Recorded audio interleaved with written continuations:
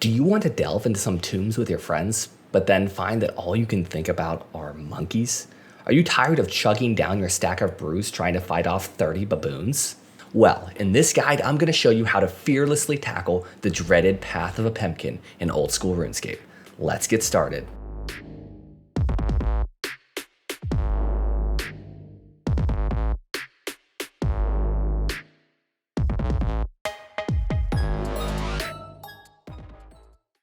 First off, let's cover each of the monkey archetypes for this room, because knowing thy enemy is the key to victory. Baboons in this setting come in 3 distinct types: brawlers, throwers, and mages. Each are strategically positioned on the combat triangle. They're color-coded to match their combat specialization, with red indicating melee, green for ranged, and blue for magic. These creatures will attack in alignment with their designated combat style and have vulnerabilities to their weakness on the combat triangle. For example, baboon brawlers will attack with melee and are weak to magic, while baboon throwers will attack with range and are weak to melee. Moving on to the next set of adversaries. We encounter baboon shamans and their devoted thralls. Shamans throughout their lifespan consistently summon thralls while intermittently launching magical attacks. If a shaman is poisoned, they alter their behavior, ceasing thrall summoning and relying solely on their magical attacks. Additionally, there are volatile baboons. These unpredictable creatures select a random player, advance towards them, and detonate, inflicting substantial damage to both the targeted player and nearby baboons in a 3x3 radius.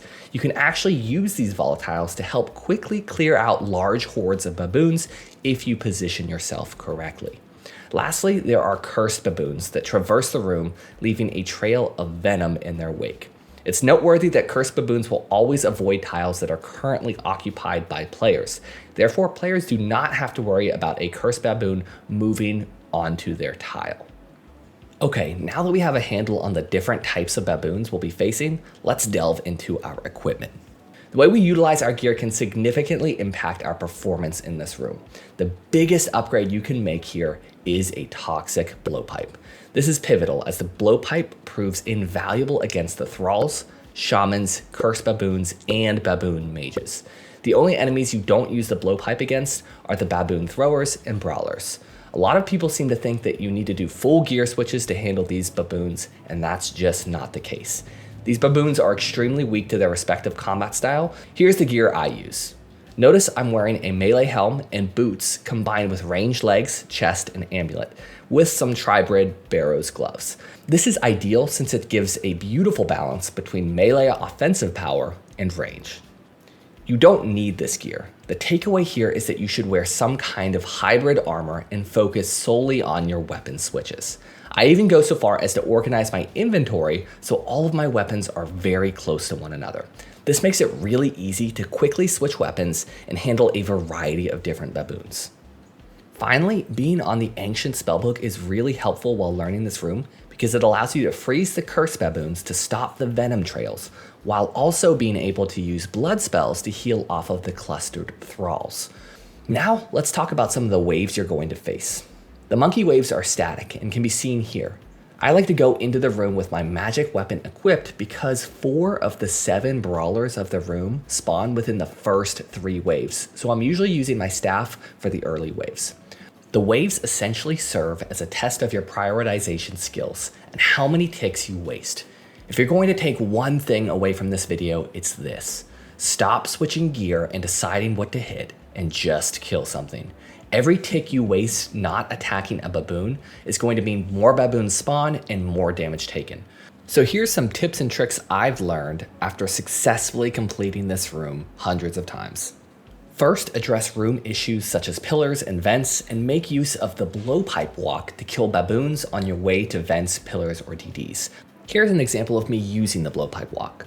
See how I'm constantly attacking a baboon every single chance I get, but I'm also using the off tick on the blowpipe's 2-tick cycle to move a tile in between.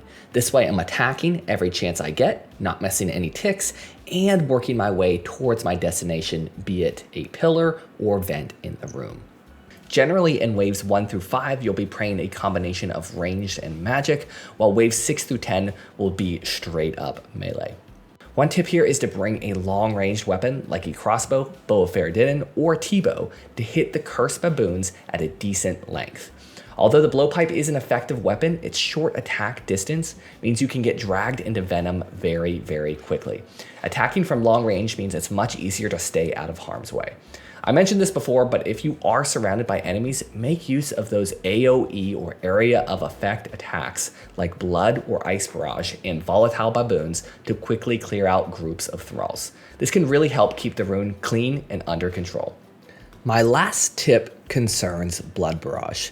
If you're really feeling a lot of pressure and there are a ton of baboons in the room, don't be afraid to pull out your blood barrage, because in this clip you can see that by leveraging blood barrage on all of these different thralls, I was able to get back to full HP from under 10% of my health. Let's go through a full run through of the path of a Pemkin and show how employing the right list of priorities and not wasting ticks can help make the room substantially easier. So before the fight even starts, I'm in my mage gear because I know in the first wave, I'm gonna be fighting 2 brawlers who are weak to magic. As soon as they spawn, I'm ready to hit them with a freeze and stop them dead in their tracks or just outright kill them.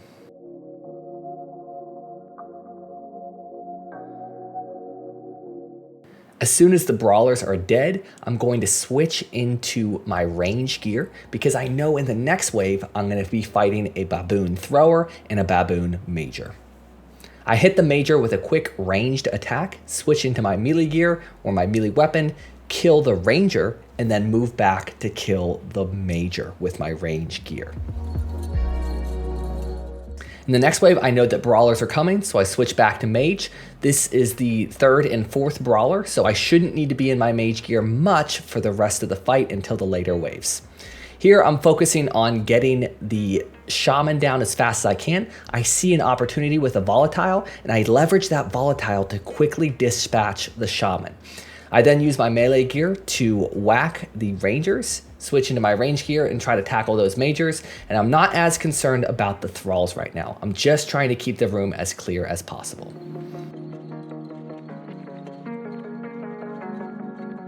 Here things are starting to get a bit chaotic. I want to catch a freeze on that cursed baboon, so I make sure I get that executed. I switched into my melee gear to kill the ranger, and here I probably should be praying melee because of all the little thralls on me. That was definitely a mistake here on my part, but I'm trying to do what I can to keep that room as clean as possible by killing the shaman and finishing off the cursed baboon as well. So here I can see some more volatiles coming in. The room's getting hectic again. I want to try to leverage those volatiles as bombs to destroy all of my enemies. You can see here I do just that. Look at how clean the room is after I use those volatiles to quickly dispatch those thralls. Here I do the same exact things with the meleer as well, and I knock out both meleers and a thrall with that volatile, which is really, really effective.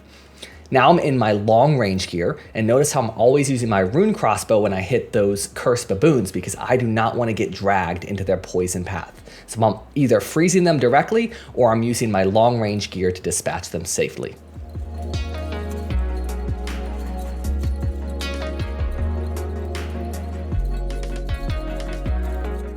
So as we progress to the later waves of this room, I'm just using blood barrage to heal up, and I really don't have to worry about my prayers so much. I want to stay at high health, and I want to just camp protect from melee. That's all I have to worry about.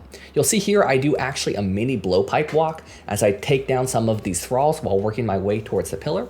I even one tick repair the pillar in between my blowpipe attacks so that I don't miss any attacks, and look at how quickly I actually ended up dispatching those thralls. From this point on, it's just straight up ice barraging these cursed baboons so they don't move everywhere, and then hitting them with my long range weapon, in this case being the rune crossbow. Again, I'm using my long range weapon to hit these guys because I do not want to get dragged into the poison with my blowpipe. As always, don't forget to like, comment, and subscribe as it really helps this video reach more viewers. Check me out on Twitch at twitch.tv/runewraith_. I stream OSRS raids and bossing pretty regularly and would love to hang out with some viewers in the chat. Thank you and have a great day.